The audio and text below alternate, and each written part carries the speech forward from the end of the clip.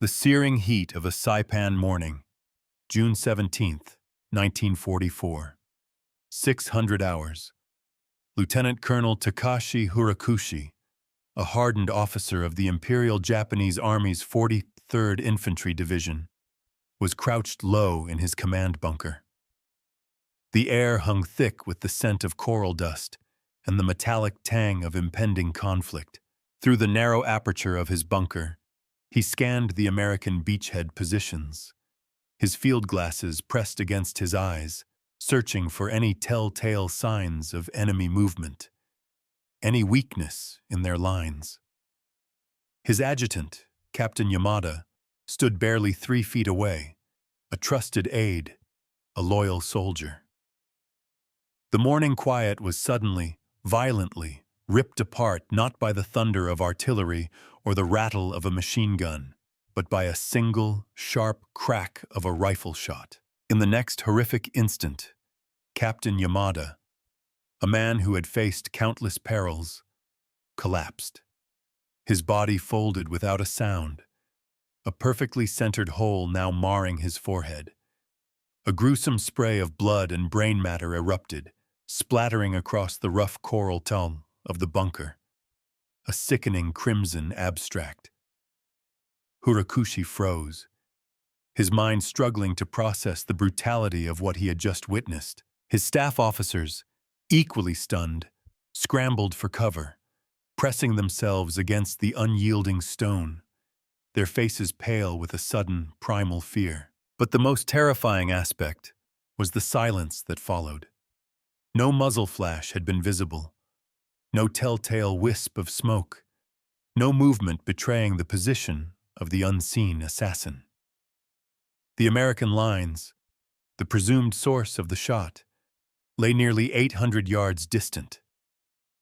To Hirakushi, a veteran of campaigns in China and Southeast Asia, such a shot was not merely difficult, it was utterly impossible. His military training, his ingrained understanding of infantry ballistics, provided no framework for this kind of precision at such an extreme range. He pressed himself further into the bunker floor, a cold knot of dread tightening in his stomach, completely unaware that the agent of this impossible death was Marine Scout sniper Corporal Daniel Maddox, positioned a staggering 1,100 yards away on a distant ridge, peering through the 8-power magnification of his Unertl scope, his spotter calmly confirming the kill. This single, impossible shot on Saipan was not an isolated incident.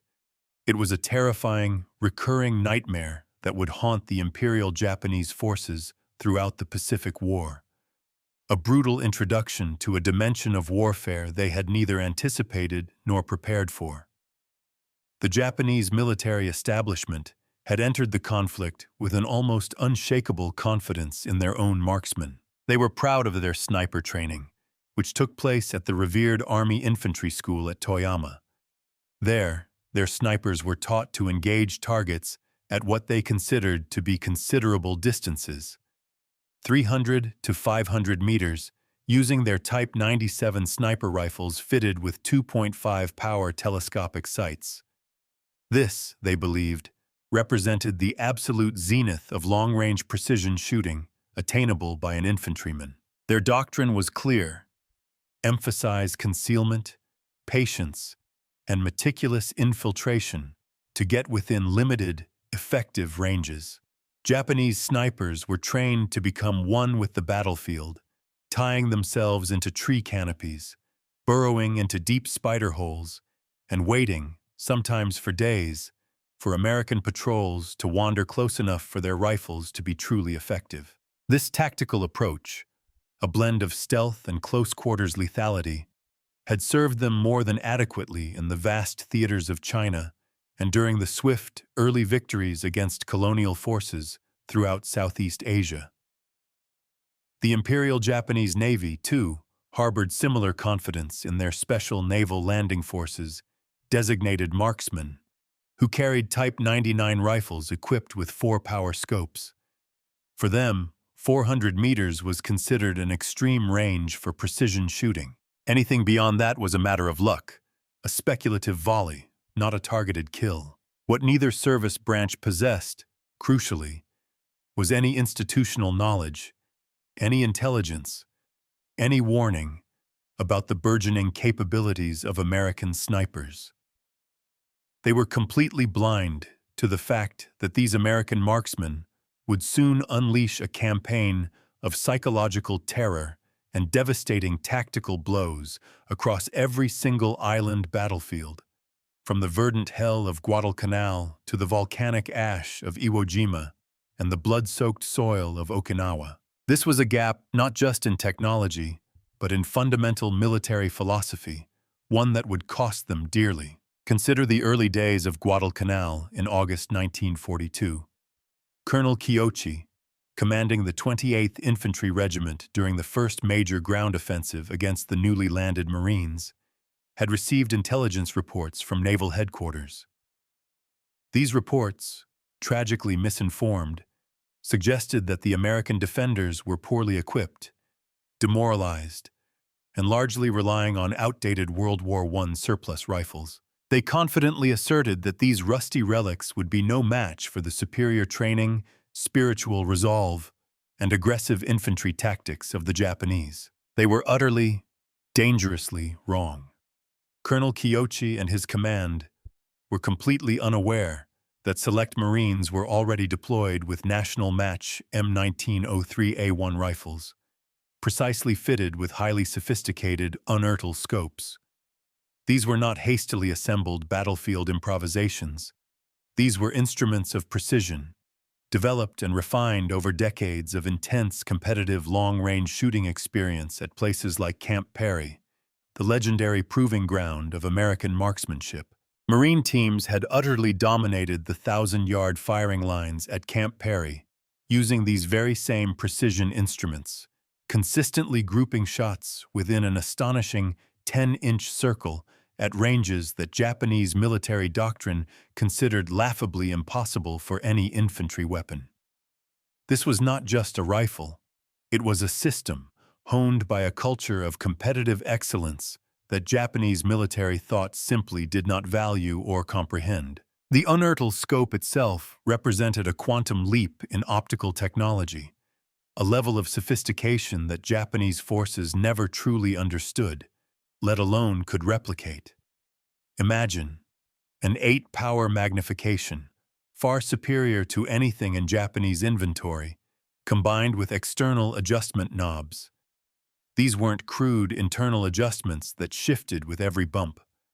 These were precise, audible clicks, each one representing a quarter minute of angle correction for windage and elevation. This allowed trained Marine snipers to meticulously compensate for wind drift, the inevitable bullet drop over extreme distances, and astonishingly, even the subtle but significant Coriolis effect, the deflection caused by the Earth's rotation, when engaging targets at truly extreme ranges. These were capabilities that simply did not exist in any Japanese military optical sight, nor in their training or doctrine. It was like comparing a finely tuned Swiss watch to a robust but simple pocket sundial. The shock of this technological and doctrinal mismatch reverberated across the battlefields. Private First Class Masao Watanabe of the 2nd Sendai Division encountered Marine sniper fire for the first time in the dense jungle ridges above Henderson Field on Guadalcanal in October 1942. His diary entry captures the sheer terror and incomprehension. "Death came from nowhere," he wrote. He vividly described how Lieutenant S., their platoon commander, had been addressing their unit about an upcoming night infiltration, his voice calm and authoritative. Then, without warning, the lieutenant's head suddenly snapped backward, a gruesome red mist hanging momentarily in the humid air where his face had been. The crack of the rifle shot reached them a full 2 agonizing seconds after the officer fell, a chilling delay that made the death seem all the more inexplicable, almost supernatural. As the platoon scattered frantically into the dense jungle undergrowth, Watanabe could not fathom how the Americans could even see them through the thick, concealing canopy, let alone deliver such precise, lethal fire from distances their own rifles could barely dream of reaching, let alone hitting anything. He and his comrades were unaware that Marine sniper teams had spent weeks, sometimes months, meticulously studying Japanese movement patterns. They identified the specific trails their officers used, the clearings where formations were held, the natural bottlenecks and choke points. They established carefully concealed shooting positions with clear lanes of fire at ranges of 700 to 900 yards, distances where their Unertl-equipped M1903A1 rifles could deliver instant death, while remaining far beyond the effective range and often even the visual recognition capability of any Japanese weapon. This wasn't just about shooting. It was about intelligence, observation, and strategic placement, turning the very terrain against their enemy.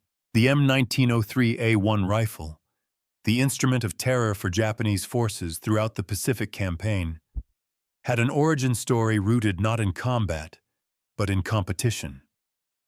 It was originally developed for competitive shooting, built upon the supremely proven and reliable Springfield action. Each rifle boasted a star-gauged barrel, a meticulous manufacturing process that guaranteed exceptional accuracy. They were fitted with match-grade triggers, finely adjusted to a crisp, consistent 4-pound pull, eliminating any uncertainty in the moment of truth. Crucially, they were equipped with carefully selected walnut stocks, not just for aesthetics, but because these stocks had been painstakingly bedded and fitted by expert marine armorers at the Philadelphia Naval Depot. This ensured consistent accuracy, shot after shot, even under the brutal, unforgiving tropical conditions of the Pacific Theater, where warping wood could ruin a rifle's precision. These were specifications that meant absolutely nothing to Japanese intelligence officers. They continued to stubbornly insist that American rifles were inherently inferior to Japanese weapons, a belief reinforced by their own propaganda and a deep-seated cultural bias. This delusion persisted even as their casualty reports mounted. Officer after officer killed by single, precisely placed shots from distances their own snipers could never attempt, let alone achieve. It was a tragic testament to their inability or unwillingness to critically assess the capabilities of their enemy. The Unertl scope, painstakingly mounted on these exceptional rifles, was not chosen by chance. It had been specifically requested by the Marine Corps Equipment Board after exhaustive testing. These tests demonstrated that the Unertl scope maintained its zero, its precise aiming point, even after the violent recoil of sustained firing, a crucial advantage. This was in stark contrast to the delicate Japanese scopes, which often required constant readjustment after just a few shots, rendering them unreliable in a protracted engagement. Furthermore, the Unertl's unique sliding mount system allowed the scope to move rearward under recoil, absorbing the shock and protecting its precision optics. Yet, it would then effortlessly return to its exact point of aim when pulled back into the battery position for the next shot. This robust, intelligent design ensured that a Marine sniper could fire quickly and repeatedly with unwavering confidence in their aim, a confidence entirely absent in their Japanese counterparts. The human cost of this sniper superiority was staggering. Major General Kyoto Kawaguchi, commanding the 35th Infantry Brigade during the fierce September 1942 offensive against Bloody Ridge on Guadalcanal, experienced this nightmare firsthand. In just 3 days of brutal fighting, he lost an astonishing 17 officers above the rank of lieutenant to sniper fire. This included his highly capable operations officer, Major Tanaka, who was shot through the throat while studying a map. The irony was bitter. Tanaka had believed himself to be at a safe distance, nearly 1,000 yards from the nearest known Marine position on Edson's Ridge. The fatal shot that struck Major Tanaka was delivered by Gunnery Sergeant Mitchell Barnes, using his M1903A1 with an Unertl scope. Barnes had infiltrated far forward of Marine lines before dawn, establishing a perfectly concealed position on a coral outcropping that granted him commanding views of Japanese assembly areas. From this perch, he proceeded to systematically execute every officer he could identify through his 8-power scope. He notoriously used the elaborate samurai swords they wore, badges of honor and rank, as clear identification markers. Engaging targets at ranges of 800 to 1,000 yards with such devastating precision, Barnes and snipers like him created a new, horrifying reality for the Japanese.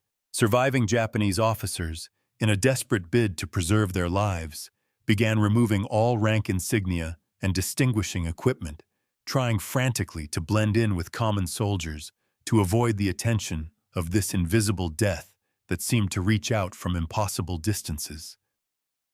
The very fabric of their command structure, built on visible leadership, was being systematically dismantled. The psychological impact of Marine sniper operations on Japanese forces often exceeded even the significant tactical damage. It was a war waged not just with bullets, but with fear. Lieutenant Commander Ishiawa of the Yokosuka 7th Special Naval Landing Force, a survivor of the horrific Tarawa assault in November 1943, later wrote in his post-war memoir of the Profound Terror. He described the Americans as possessing demon eyes that could see through walls and jungle, killing at distances that defied understanding.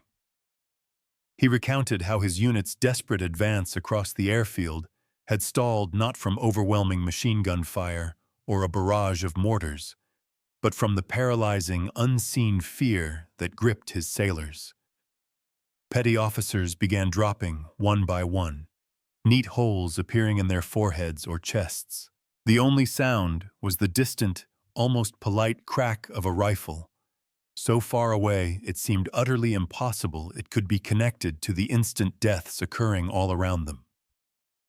This forced the survivors to crawl on their bellies for hundreds of meters through the unforgiving terrain, because standing upright, even for a moment, meant instant death from an enemy they could neither see, locate, nor effectively engage.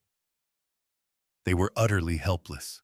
Ishiawa was unaware that Marine Scout snipers had positioned themselves with ruthless cunning on the pier and within the damaged control tower, some nearly 1,200 yards from the airfield. Using their Unertl scopes, they coolly picked off Japanese leaders with the same methodical precision they had learned on the known distance ranges at Camp Pendleton back in the States. This wasn't just targeting, it was an execution of leadership, a deliberate decapitation of command that sowed chaos and despair. Even Captain Sakai Oba, who famously led the stubborn Japanese holdout resistance on Saipan for months after the island officially fell, recorded in his hidden journal the profound fear instilled by these unseen killers. He wrote that the greatest fear among his men was not the Marine infantry or their intimidating tanks, but the ghost shooters who killed from beyond the clouds.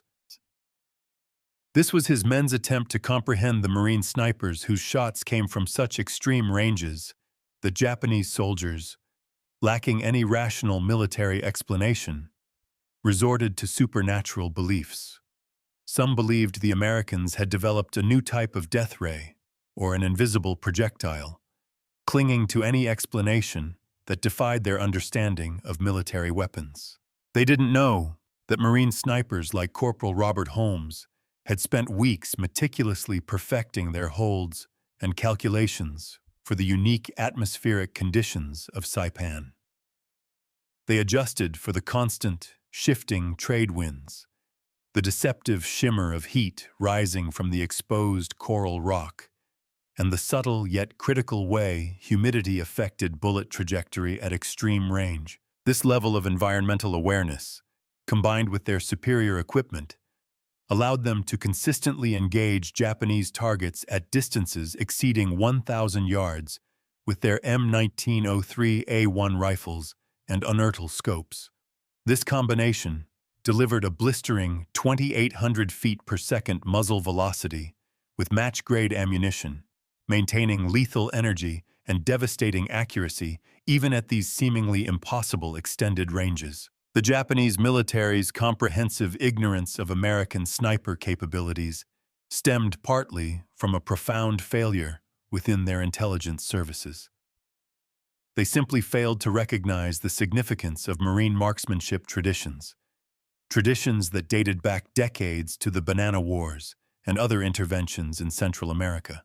There, Marine officers like Captain George Van Orton had already begun developing advanced sniper tactics and outlining crucial equipment requirements that would eventually lead to the adoption of the Unertl-equipped M1903A1 as the premier sniper system of World War II. This was a weapon system that had been tested, refined, and proven through years of competitive shooting at ranges that Japanese military doctrine considered wasteful, impractical, and even unsoldierly. Their focus was instead on close-range individual marksmanship, emphasizing spiritual determination and a warrior's resolve over technological superiority or meticulous scientific calculation. It was a philosophical chasm. This philosophical approach left Japanese forces catastrophically unprepared for the brutal reality of facing an enemy who could deliver precision fire at ranges where Japanese soldiers could barely even see their targets, let alone engage them effectively.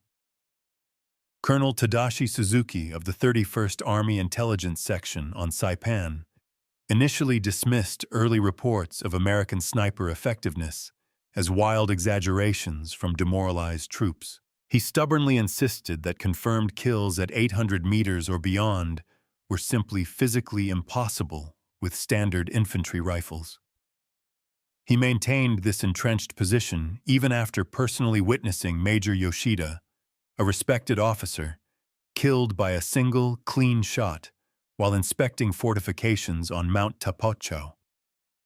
The fatal bullet had arrived from Marine positions on the opposite ridge, nearly 900 yards away. It wasn't until Suzuki finally examined a captured M1903A1 rifle with its Unertl scope during a failed night infiltration attempt that his rigid beliefs began to crumble.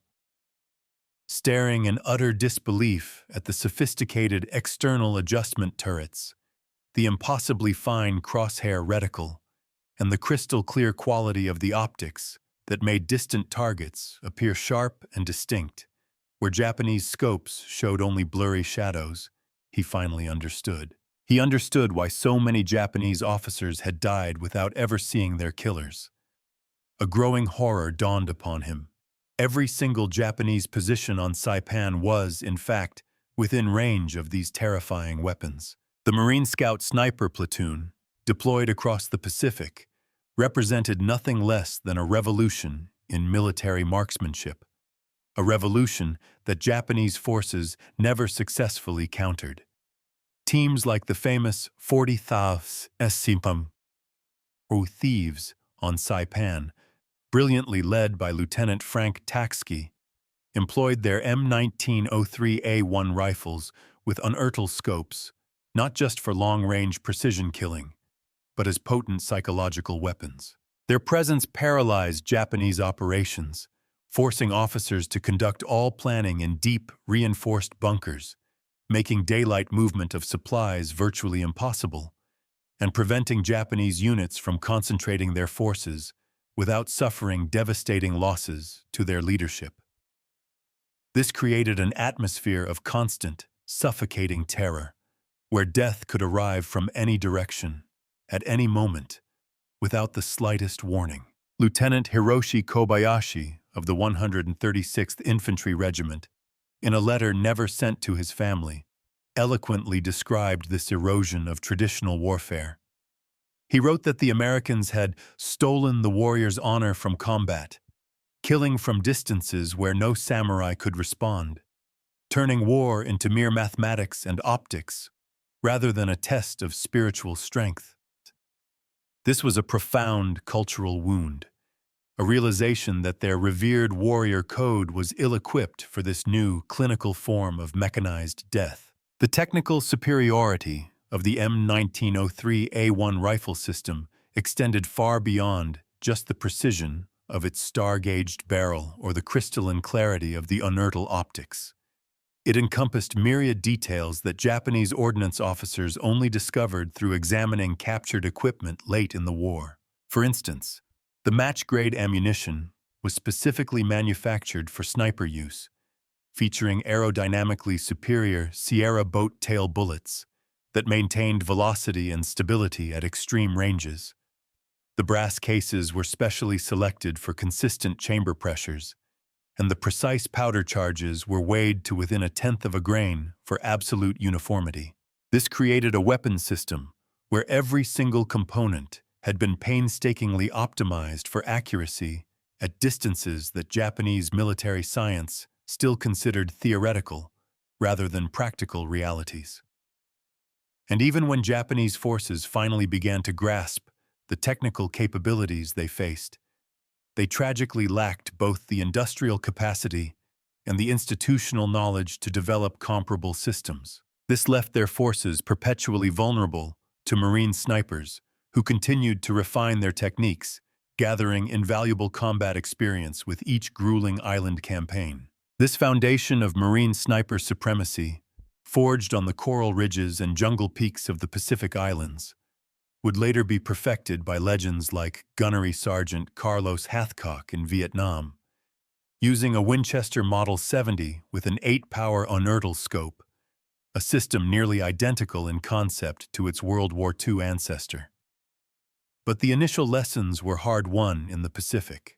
Men like Sergeant John Basiloni, with his sniper support team on Guadalcanal, demonstrated unequivocally that precise long-range rifle fire could profoundly shape entire battles. They killed Japanese machine gun crews at ranges where they felt safely beyond American reach, eliminated artillery observers before they could even direct counter-battery fire, and critically, destroyed the Japanese tactical advantage of infiltration and night fighting by systematically removing their leadership before attacks could even develop.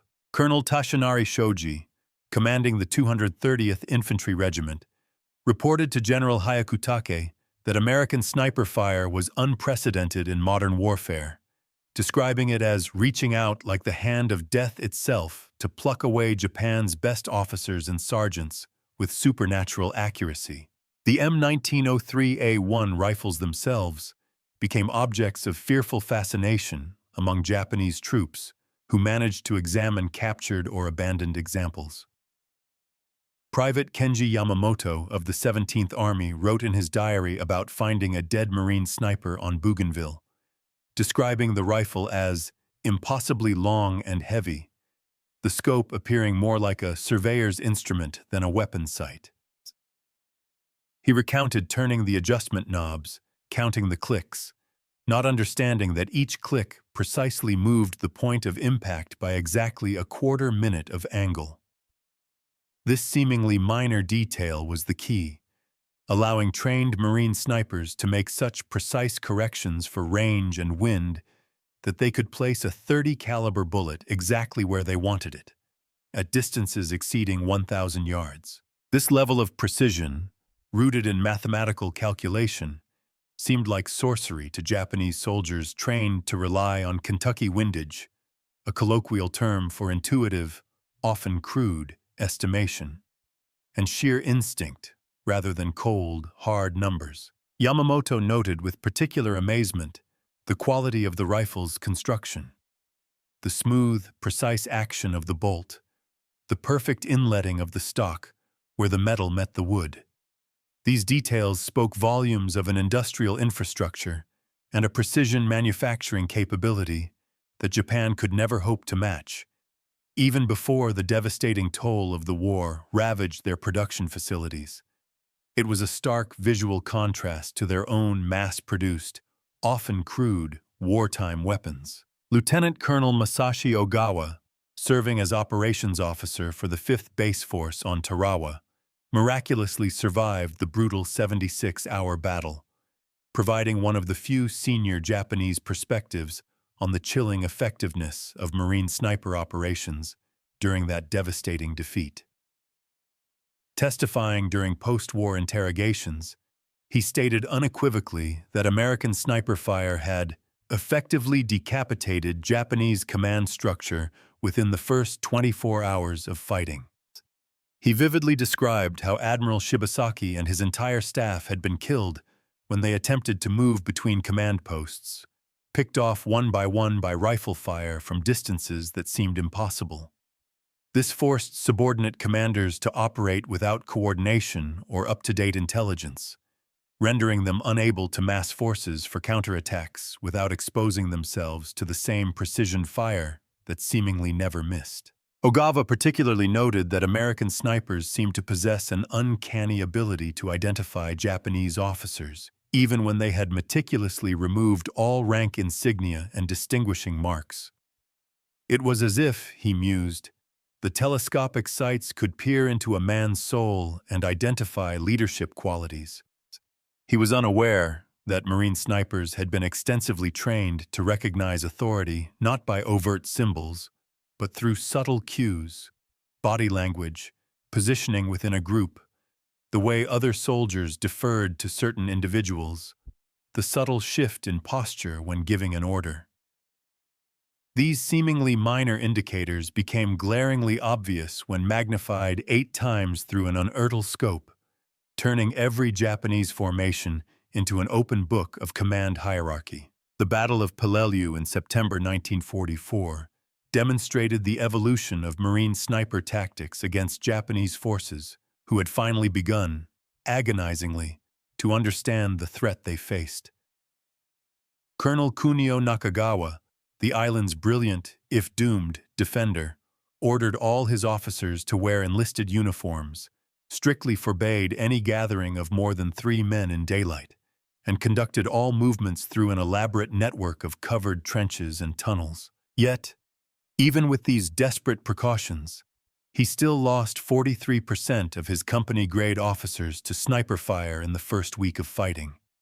Marine Scout snipers had adapted their techniques, leveraging the superior optics of their Unertl scopes to identify targets through the smallest openings in Japanese fortifications.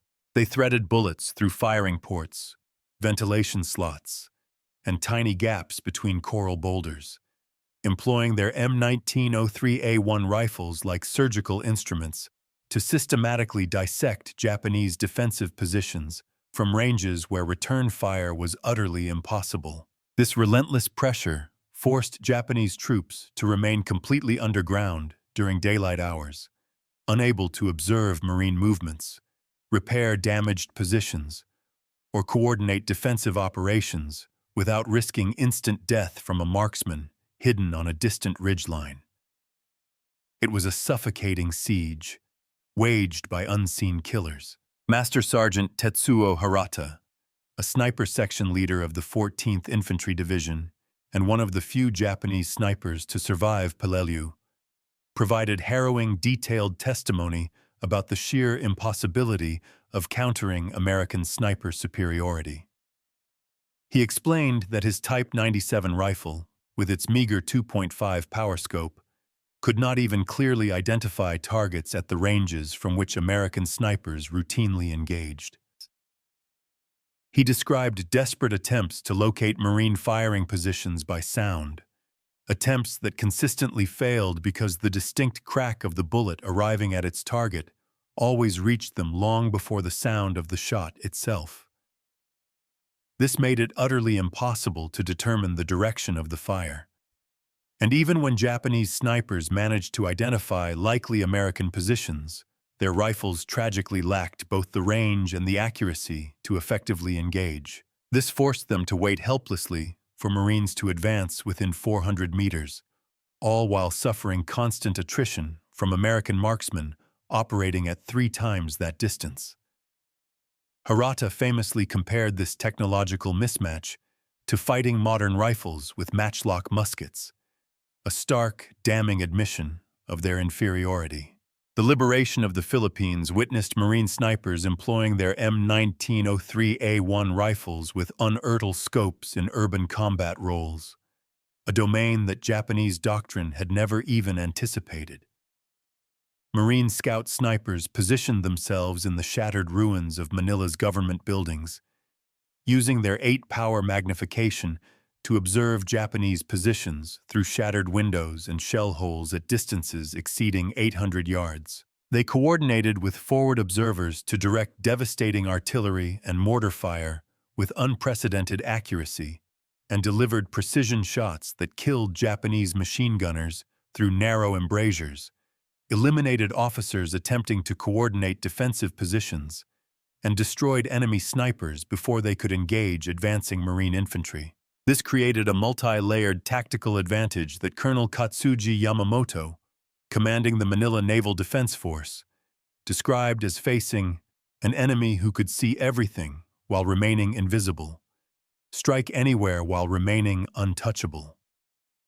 It transformed urban warfare, which the Japanese had trained to exploit as a close-quarters bloodbath, into a methodical, clinical execution. The institutional knowledge that Marine snipers accumulated throughout the Pacific Campaign created an ever-widening capability gap that Japanese forces could never close.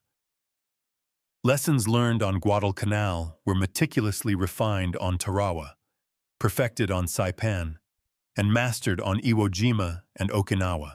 Each generation of scout snipers passed hard-won knowledge to their replacements about reading wind patterns over water versus land, compensating for the optical distortions caused by heat, shimmer rising from coral sand, understanding how humidity affected bullet trajectory differently at sea level versus mountain ridges, and the crucial way tropical vegetation could deflect shots that would pass cleanly through temperate forests. These were details that could only be learned through brutal experience and then carefully documented in after-action reports, building a comprehensive doctrine of precision, long-range engagement in tropical conditions.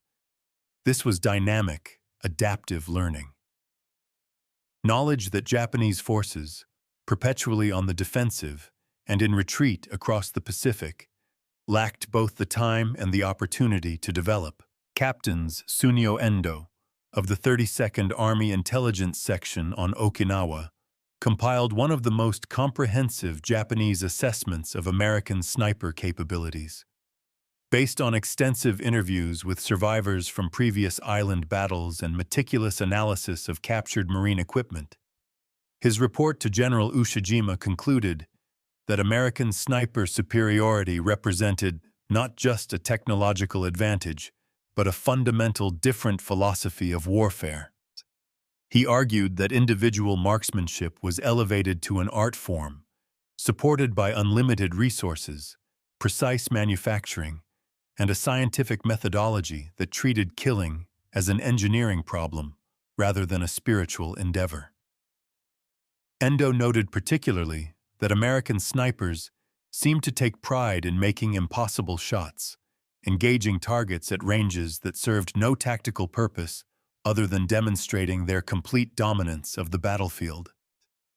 This was psychological warfare through precision, a silent, deadly message that destroyed Japanese morale more effectively than any artillery barrage or bombing raid could ever achieve. The M1903A1 rifle, with its Unertl scope, became so utterly feared among Japanese forces that numerous supernatural beliefs began to coalesce around these weapons. Soldiers on Saipan reported in hushed tones that American snipers could see through walls, shoot around corners, and even kill men hiding in caves. These chilling beliefs arose from incidents where Marine snipers, using their superior optics, meticulously observed Japanese movement patterns, predicting exactly where targets would appear. They then positioned themselves to engage enemies the precise moment they exposed themselves, creating an illusion of omniscience that terrified Japanese troops who had no frame of reference for such capabilities. Some units began performing Shinto purification rituals before patrols, believing they faced supernatural forces rather than simply superior technology and training. This was a profound breakdown in military rationality, a testament to the psychological toll. Lieutenant Yoshio Suzuki of the 9th Tank Regiment attributed this directly to the psychological impact of sniper casualties that seemed to violate the natural laws of warfare as Japanese soldiers understood them. The production specifications of the M1903A1 rifles used by Marine snipers revealed an attention to detail that Japanese military industry, even at its peak, could not match, let alone amidst the resource shortages crippling their manufacturing. Each rifle barrel was individually tested for accuracy. Any failing to group within strict specifications was rejected for sniper use. Stocks were carefully selected from properly dried walnut, with straight grain that would not warp in tropical humidity. Actions were hand-fitted to ensure utterly smooth operation without binding or stickiness. Triggers were adjusted by skilled armorers to break cleanly without creep or over-travel, creating weapons that could maintain their accuracy through thousands of rounds in conditions that quickly degraded Japanese rifles. When combined with the Unertl scope's precise adjustments and superior optics, this produced a weapon system that could reliably deliver first-round hits at distances that Japanese forces continued to insist were impossible, even as they buried more and more officers killed by these impossible shots. Private First Class Hiroshi Nakamura, serving with the 44th Independent Mixed Brigade on Iwo Jima, described in his final letter the chilling terror of facing American snipers who seemed to possess supernatural patience and inhuman vision. He wrote that death came from the sky like divine judgment, striking down the brave and cowardly alike without distinction, making no allowance for courage or fear, reducing all men to targets in a telescope's lens. Nakamura particularly noted the sound of American sniper shots, a sharp crack distinct from the boom of standard rifles, arriving inexplicably after men had already fallen. It was as if, he wrote, death traveled faster than sound itself. He was unaware that the high-velocity, 30.06 rounds from the M1903A1 rifles indeed reached their targets before the sound of the shot at extended ranges, creating precisely this eerie effect of silent death followed by a distant thunder, a phenomenon that profoundly unnerved Japanese troops who had no comparable experience from their training or previous combat. The 8-power magnification of the Unertl scope provided Marine snipers with a decisive advantage in target identification and engagement that extended far beyond simple range extension. It allowed them to observe Japanese positions for hours, even days, learning individual habits, identifying leaders through their behavior rather than insignia, discovering hidden supply routes, communication trenches, and command posts that appeared perfectly camouflaged to the naked eye but became obvious when studied through high-quality optics. This was critical intelligence gathering that complemented their killing role, with scout sniper teams often spending more time observing and reporting than actually shooting. They provided battalion and regimental commanders with highly detailed, real-time intelligence about Japanese dispositions, fundamentally shaping operational planning. This dual role, precision killer and elite reconnaissance asset, was something Japanese military doctrine had never developed for their own snipers, who were seen purely as individual killers, not as integral intelligence assets. Corporal Yukio Tanaka of the Naval Guard Force on Tinian wrote one of the most detailed Japanese accounts of encountering Marine sniper fire, a chilling narrative of an attempted daylight reconnaissance. His 8-man patrol lost 5 members to sniper fire without ever seeing their attacker. The shots came from somewhere beyond a cane field that stretched for nearly 1,000 yards. Each shot was perfectly placed for instant kills, either a headshot or center chest. There were no wounded to slow the survivors, only dead. The remaining 3 eventually crawled back to Japanese lines on their bellies, pushing through the razor-sharp cane leaves for hours. rather than risk standing upright for even seconds. Tanaka noted with particular bitterness that the American sniper had deliberately allowed 3 members to survive, as if demonstrating that death or survival was entirely at his discretion. This chilling display of dominance shattered the morale of Tanaka's entire unit, who thenceforth refused further daylight patrols, regardless of threatened punishment. The psychological weapon was as potent as the bullet. The durability of the M1903A1 and Unertl scope combination under combat conditions surprised even Marine armorers who had expected such precision instruments to require constant, delicate maintenance in the harsh Pacific environment. Yet, rifles that had endured months of jungle fighting on Guadalcanal consistently maintained their zero. Scopes that had been subjected to tropical downpours, volcanic ash, and pervasive coral dust continued to present clear, bright sight pictures. This robust construction allowed Marine snipers to operate independently for extended periods without support, conducting long-range reconnaissance patrols deep in Japanese territory, living off captured rations, and engaging targets of opportunity from hide sites that might be occupied for days.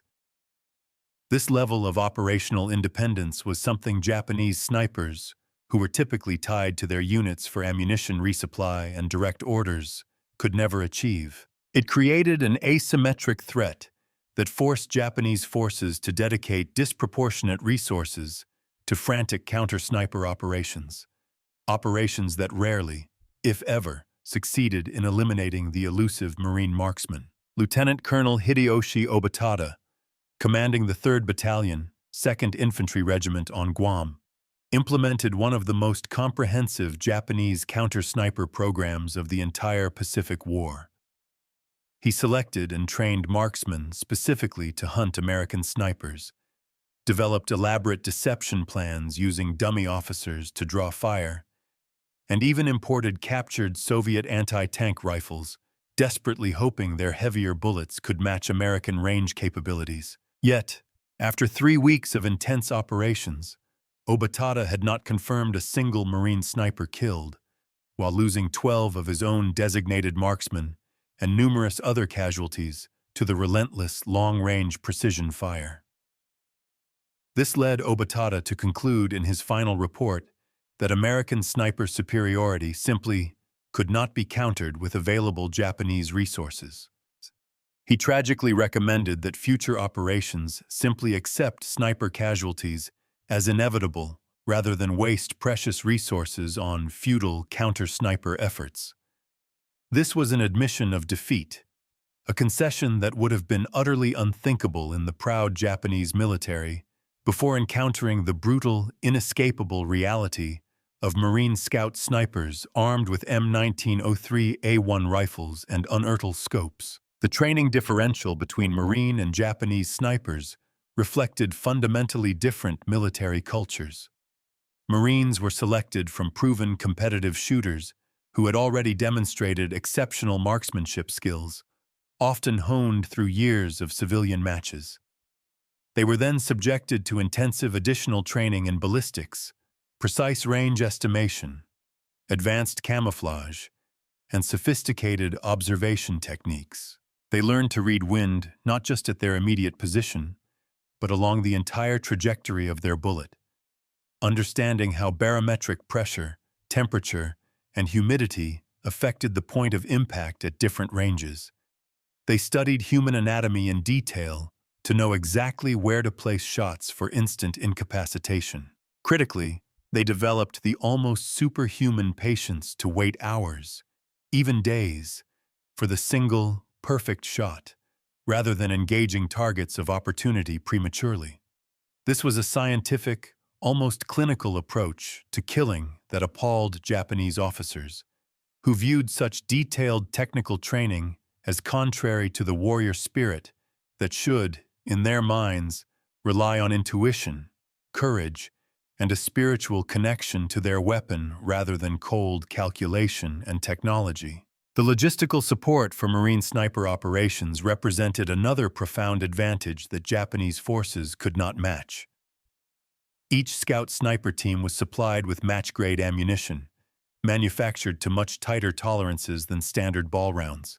They received specialized cleaning equipment, specifically designed for maintaining precision rifles, replacement parts prefitted to individual weapons, and even specialized clothing and equipment for extended operations deep behind enemy lines. This level of support seemed wastefully extravagant to Japanese commanders, operating under severe resource constraints, unable to provide their own snipers with anything beyond standard infantry equipment and ammunition that might vary significantly in quality between production batches. This forced Japanese marksmen to constantly re-zero their rifles and make frustrating adjustments for ammunition inconsistencies, while Marine snipers could rely on uniform ballistic performance from every single round they fired. This consistency bred confidence. Inconsistency bred doubt. Major Misao Maruyama, commanding the 2nd Sendai Division during the October offensive on Guadalcanal, reported losing more officers to sniper fire than all other causes combined during the brutal assault on Henderson Field. Writing in his after-action report, he lamented that American marksmen had turned the jungle into a killing field where no movement was safe, no position secure, no distance far enough to ensure survival. He described how his battalion commanders had been forced to lead from the rear, company commanders to hide anonymously among their troops, and platoon leaders to remove all distinguishing equipment. Yet still, the attrition continued, methodical and relentless, as if the Americans possessed a secret list of every Japanese officer and were systematically working through it. Maruyama was unaware that Marine Scout snipers had indeed developed detailed target lists based on intelligence reports, aerial reconnaissance, and prisoner interrogations, hunting specific individuals whose elimination would cause maximum disruption to Japanese operations. It was a sophisticated, targeted campaign of decapitation. The psychological warfare aspect of Marine sniper operations extended beyond just the fear of sudden death. It encompassed a broader, deeper demoralization campaign that subtly undermined the very foundation of Japanese military culture's emphasis on visible courage and leadership. Officers who had been rigorously trained to lead from the front, to inspire through personal example, and to demonstrate an unwavering contempt for death, were now forced to cower in bunkers, conduct inspections under the cloak of night, and issue orders through intermediaries. These behaviors, born of necessity, gradually eroded the respect and confidence of their troops, who had been indoctrinated to expect fearless, visible leadership.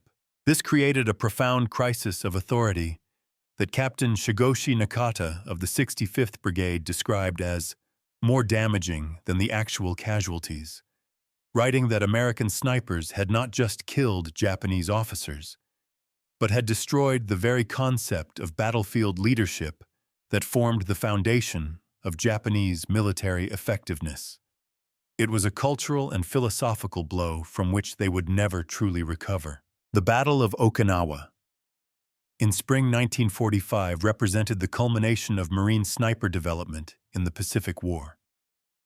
Here, scout sniper teams, still equipped with their reliable M1903A1 rifles and Unertl scopes, operated in sophisticated support of conventional infantry operations.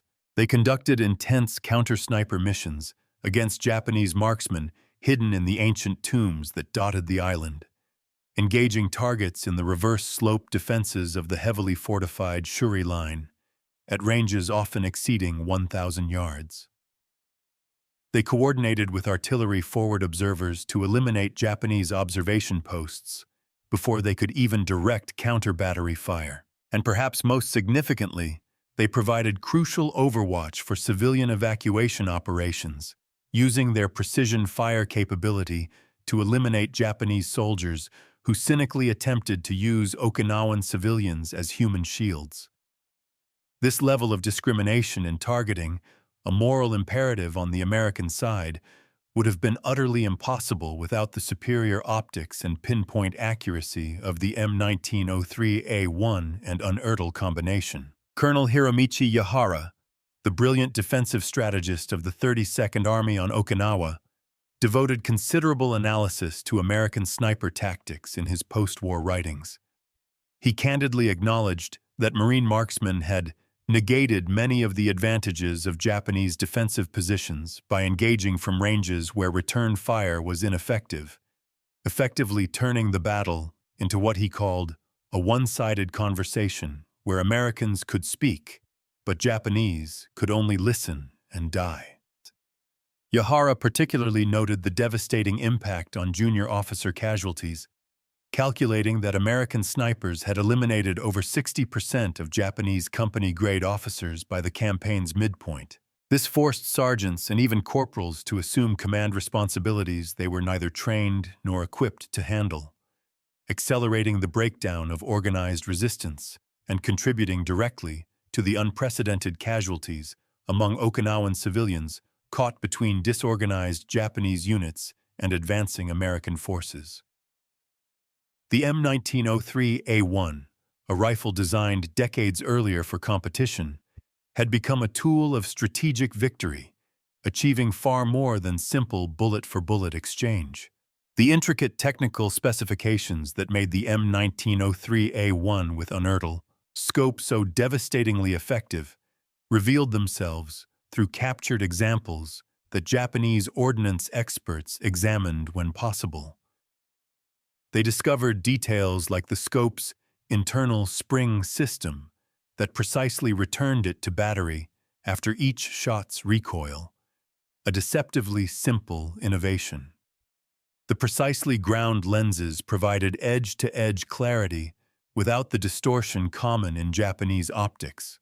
The robust tube construction maintained zero even after severe impacts, and the external adjustment system allowed for precise corrections without ever removing the scope from the rifle, a critical time saver in combat. These were innovations that Japanese optical manufacturers understood in theory, but tragically lacked the precision machinery and quality materials to replicate, especially as relentless American bombing systematically destroyed more of Japan's industrial infrastructure. This left Japanese forces to face an ever-widening technology gap with absolutely no possibility of closing it. Sergeant Major Yoshio Takahashi, the senior surviving NCO of the 9th Infantry Regiment on Iwo Jima, described the peculiar terror of American sniper operations during the battle's brutal final phases. By then, Japanese forces had been compressed into the island's northern tip, with nowhere to retreat, nowhere left to hide.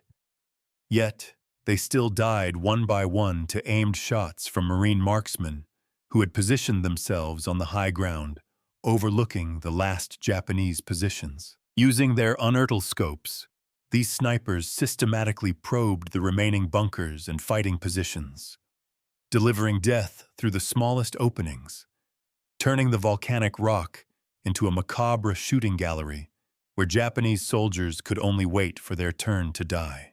Takahashi noted that many Japanese soldiers began to envy those killed by artillery or flamethrowers, deaths that at least came quickly and impersonally, unlike the calculated, patient selection of sniper victims who might be observed for hours before the trigger was finally pulled.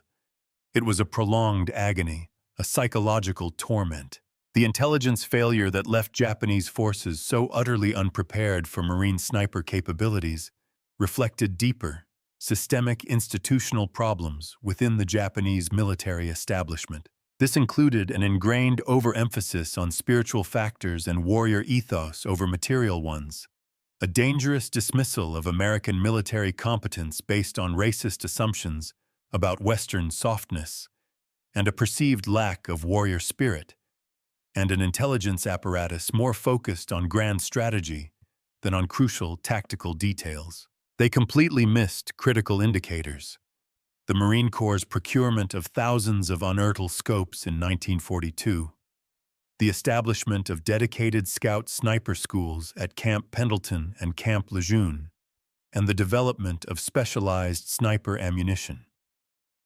These were details that should have screamed a clear warning to Japanese commanders that they would face an enemy who had elevated precision marksmanship to an unprecedented level. But these warnings were either not collected, not analyzed, or, perhaps most tragically, not disseminated to field commanders who continued to cling to their own propaganda about American military incompetence. It was a failure of self-awareness and critical analysis, rooted in cultural arrogance.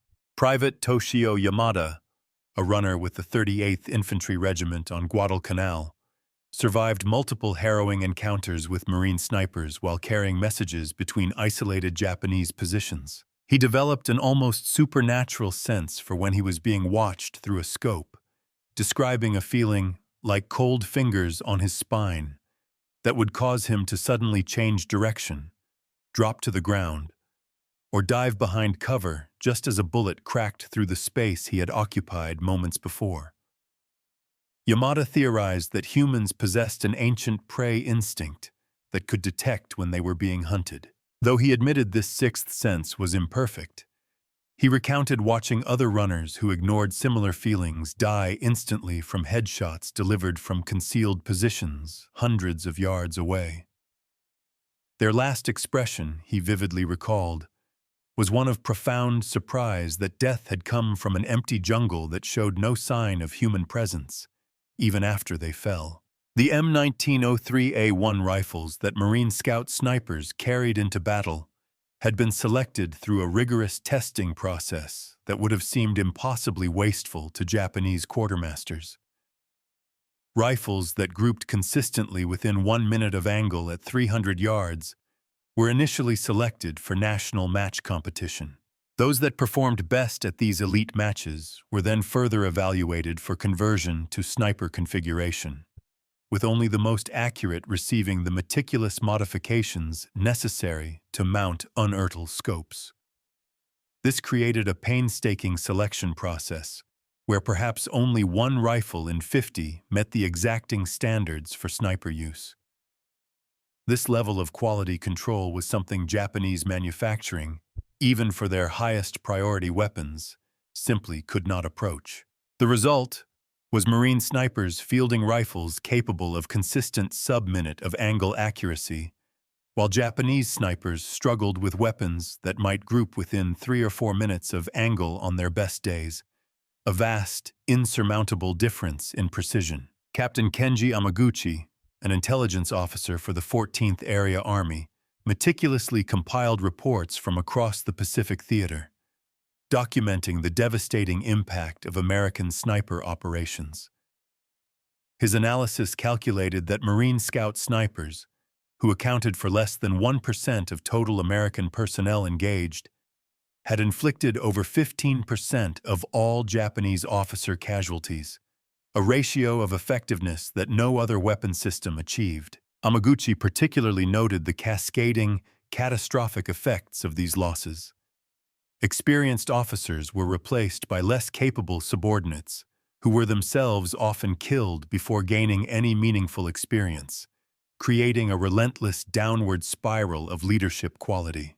This accelerated Japanese defeats on every island, turning what might have been organized withdrawals into chaotic routs, planned counterattacks into suicidal charges, and coordinated defenses into isolated pockets of resistance that could then be systematically reduced by superior American combined arms tactics. The sniper, in essence, was a force multiplier that dismantled the enemy's ability to even fight. The manufacturing precision required to produce the Unertl scope, the jewel mounted on the M1903A1 rifles, represented industrial capabilities that Japanese companies could barely comprehend. Lens grinding tolerances were measured in fractions of wavelengths of light. Mechanical components were machined to thousandths of an inch. Assembly was performed in climate-controlled clean rooms to prevent any contamination that might affect optical clarity. These were standards that seemed like pure fantasy to Japanese optical manufacturers, who were working in factories already damaged by bombing, using machine tools worn from overuse, operated by workers exhausted from years of war production. This created a quality gap that widened with each passing month of the war, as American industry refined and improved, while Japanese manufacturing degraded under the crushing pressure of material shortages and strategic bombing. Lieutenant Saburo Sasaki, one of the few Japanese snipers to survive multiple Pacific battles from Guadalcanal to the Philippines, provided detailed post-war testimony about the sheer impossibility of competing with American sniper capabilities. He described attempts to engage Marine Scout snipers as suicide missions, where Japanese marksmen were inevitably detected and eliminated before they could even determine their opponent's positions. They were killed by riflemen they never saw, operating from distances they could not reach. Sasaki admitted, with a heavy heart, that Japanese snipers eventually stopped trying to counter their American opposites, instead focusing on closer-range targets of opportunity.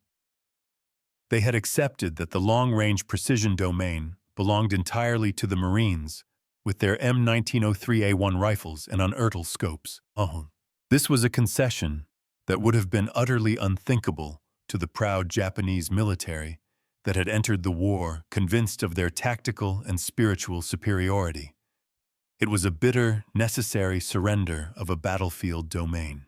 The evolution of Marine sniper tactics through the Pacific Campaign created an institutional knowledge base that Japanese forces could never match. Lessons learned were meticulously documented, rigorously analyzed, and widely disseminated through formal training programs, after-action reports, and tactical bulletins. This ensured that hard-won experience was not lost when veteran snipers rotated home or became casualties. While Japanese military culture's ingrained emphasis on individual experience and spiritual intuition over systematic documentation meant that tactical lessons tragically died with the men who learned them, leaving each new unit to discover American sniper capabilities through the same bloody process of trial and error, suffering the same casualties, and learning the same brutal lessons that previous units had already paid for in blood. It was a failure of institutional learning, a critical strategic flaw that Lieutenant Colonel Toshio Watanabe famously called criminal negligence by higher headquarters, who seemed more interested in maintaining face than preserving lives. The specialized ammunition manufactured for Marine Scout snipers using M1903A1 rifles represented yet another technical advantage that Japanese forces never fully understood.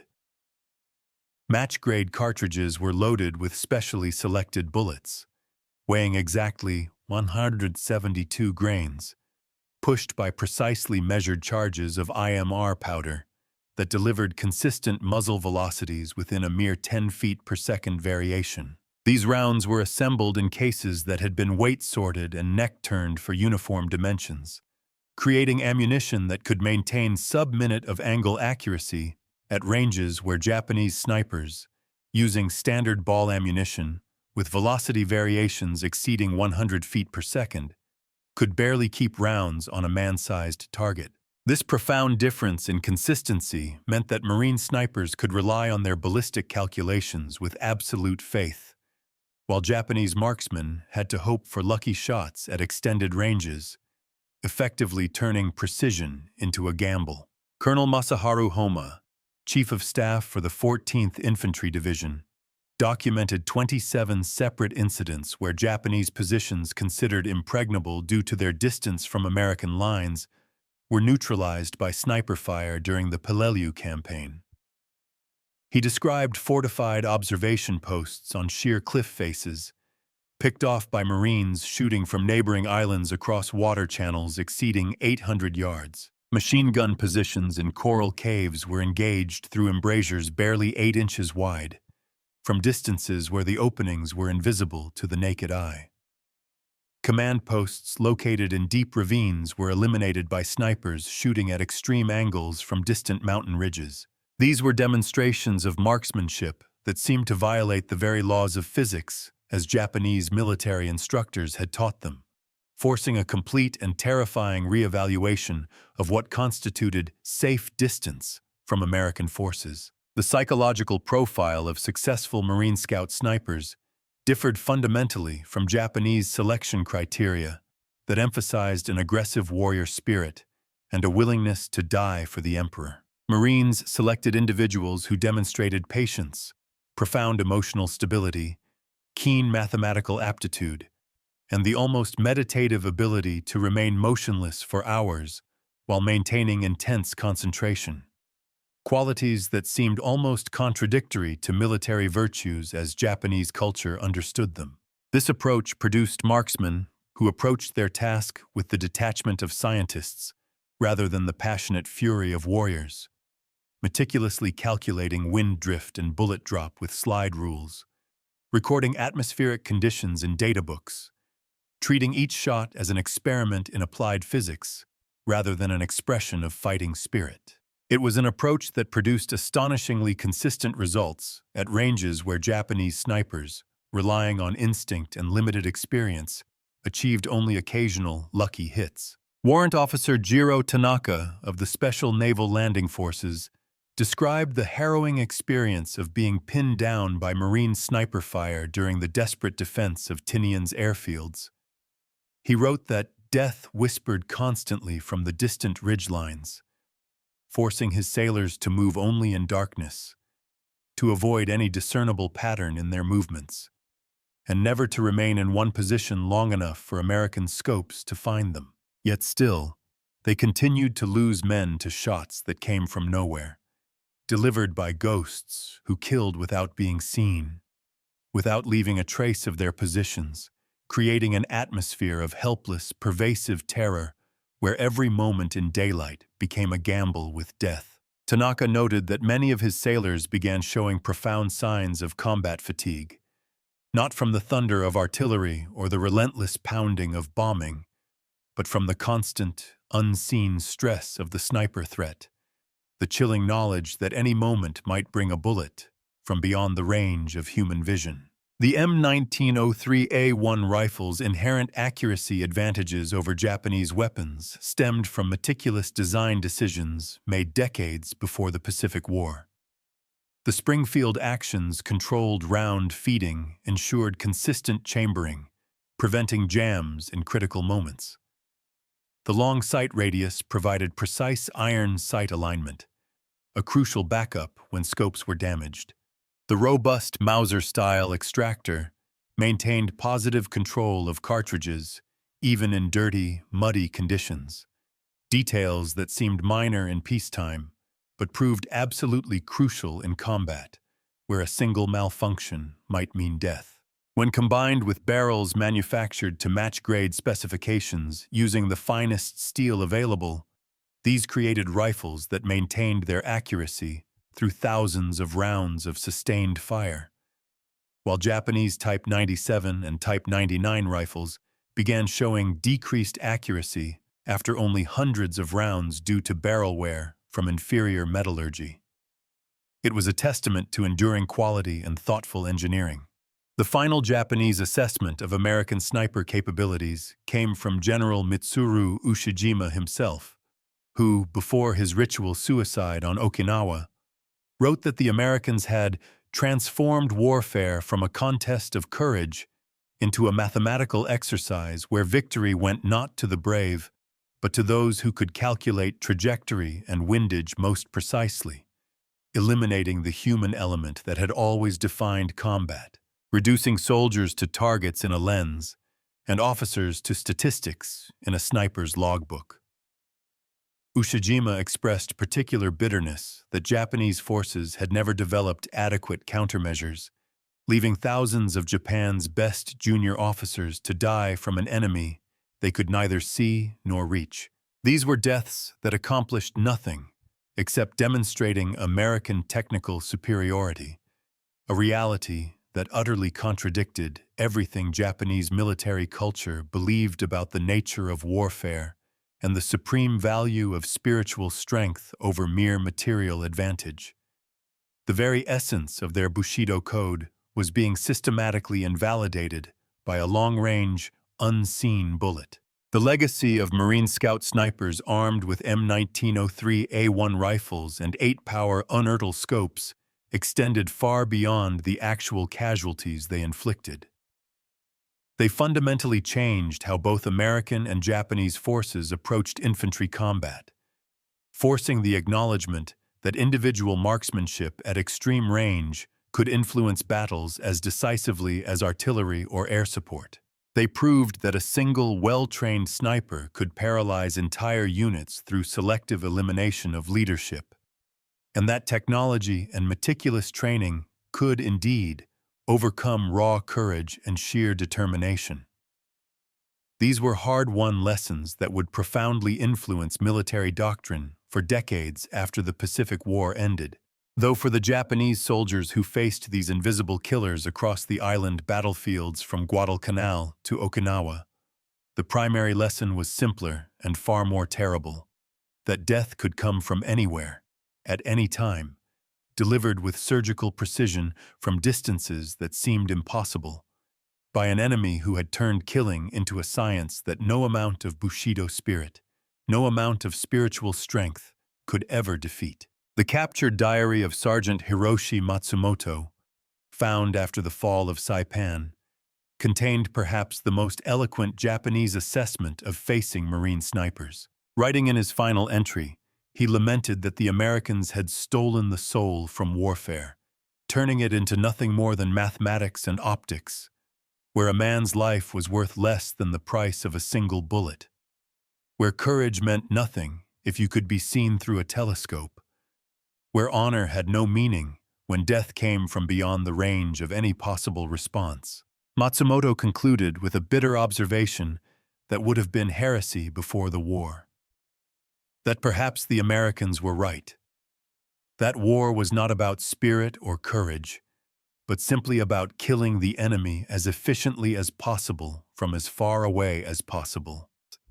This agonizing realization came tragically too late for the Japanese military, which had staked everything on the perceived superiority of their warrior tradition over American technology and industrial might, never imagining that the United States Marine Corps had produced warriors whose skill with a rifle, honed by science and relentless training, exceeded anything the samurai tradition had ever conceived. The story of the M1903A1 sniper rifle and the Unertl scope in the Pacific is a stark reminder.